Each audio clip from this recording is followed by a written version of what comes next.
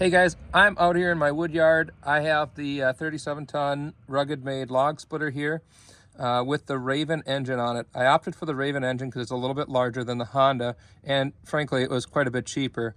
I could replace this twice with a Predator engine and still be money ahead. So I figured, well, let's give this one a whirl. And worst case scenario, I'll go ahead and replace it if it goes kaput after 50 to 100 hours. I'm about 10 hours on this machine. I added an hour meter to it so I can keep track of my hours, and I have not had any issues with it.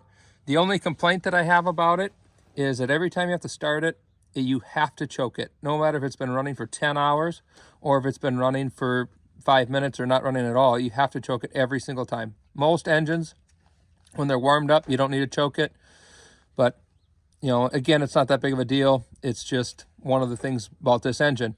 This engine is actually made in the same factory as the Predator engines that Harbor Freight makes.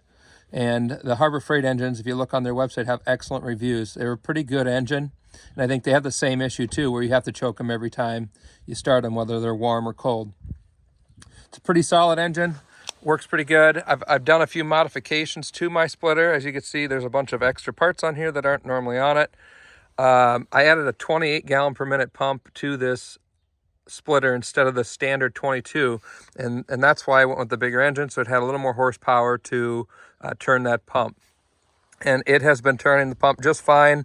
It's never once killed the engine, and it muscles right through. She grunts on the bigger pieces, but it's not an issue. Overall, I'm happy with the purchase.